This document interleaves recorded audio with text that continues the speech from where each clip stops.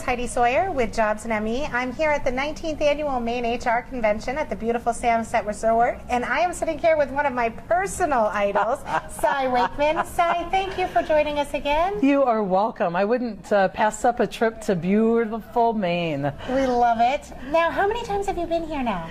You know, my memory's probably horrible. I think this is my third. I think it's the third. I was at Strategic in New England at Mount Washington, which was amazing. Gorgeous. Yeah.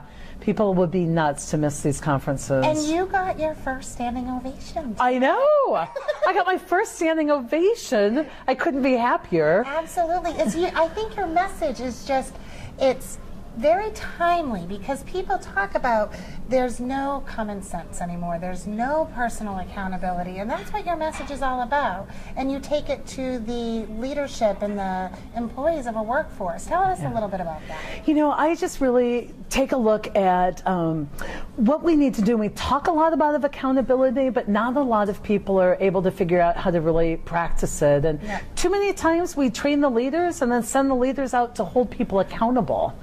But what we know about accountability is it starts with willingness. I myself have to buy in. You can't empower me. I have to step up to the power I have. And so we're really focused on going directly to the employee and helping them really understand kind of the rules of the workplace and really giving them a lot of freedom, because most of what they're struggling with, they themselves can change in instances. Right, and it's all about filtering or editing their story. So it's when you read it, right? So when you speak, we hear your voice, and now when you read your book, you hear your voice. So good.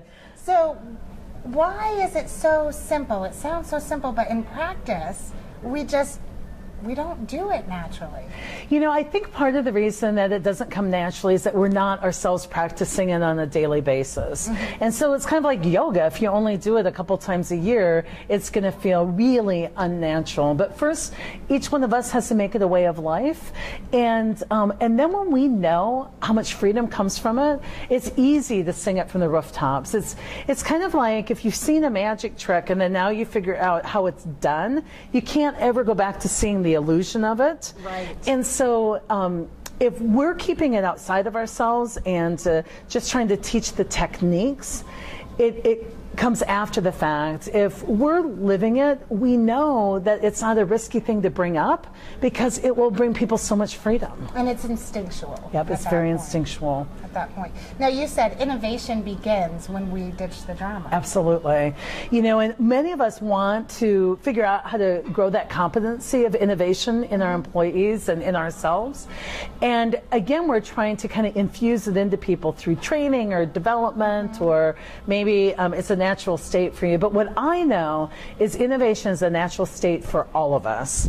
And I'll never forget the night I learned this. We were at a conference and we were given the assignment to go to dinner, but do no evaluating, no judging, only basically reporting, just sticking with the facts. And you probably stared at each other awkwardly. Exactly. In the beginning, even a positive comment was evaluative, like, oh, the sky is beautiful. And that's like, well, there's 1.2 trillion stars in the sky. And so we got really quiet. Nobody had anything to say. You couldn't talk about others. You couldn't talk about the past. You couldn't complain. And then it got quiet, but then naturally the entire conversation turned to a really exciting discussion about the future, what legacy I want to leave, and what people wanted to do to make the world a better place, and what their hopes and dreams were. And when people put a dream out there, the natural thing happened that everybody else jumped in to help them understand how they could, and gave ideas and connections and, you know, phone numbers. And so I sat there watching how the energy changed and how naturally it happened. And then I got the thought, innovation is our natural state when the drama's gone. It's there.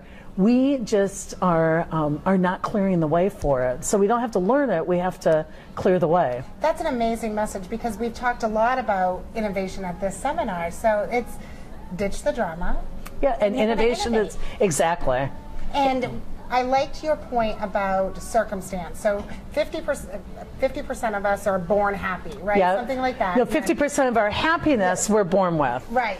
So ultimate happiness or engagement, the research says that 50% of your happiness level is just your set point when you were born, 10% is your circumstances, and only 10%, and 40% is all within your power. So 90% of your happiness, 50% is already there, you're born with it, 40% is up to you.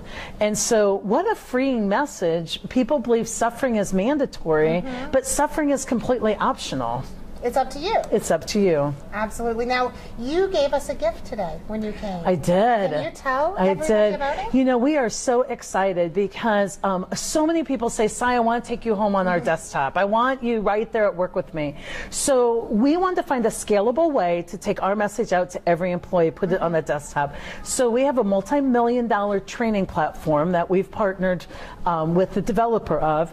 And I've shot 3.5 hours of small videos, and we've put them together in such a way that's very interactive. So I ask you a question, you answer it. How you answer it brings up another version of me. It's interactive, and we have them in short little courses, but it lives right on your desktop, so you can figure out your work value. We have it all calculated in for you. And then if you want to remember things about ditching the drama, you're feeling a little stressed, you can just go right to that course, take the course. It lives on your desktop. People can subscribe monthly to it. Some companies are buying it yearly for each of their employees. But I wanted people to have it, so we gave a wonderful 7-day access to this incredible training program. And how are we to get access to that? You know, to get access, there's a website. I know that you said that you were going to link it. Yes. Off the top of my head, I think that it's reality-based VT, so virtualtraining.com, and the backsplash is RBR. Trial. Yes. Thank you. So awesome. I should remember things off the top of my head, but definitely go out there. We'd love to see it, and send us your thoughts on what you think of it. I can't wait to log on, try everything out, learn how much drama I bring to the organization, because we all bring a little bit. Yeah. I teach this stuff and I screw it up, but only daily. It's practice, not perfection. Awesome. Well, it was great to meet you, and we look forward to seeing you again. Thank you. Awesome.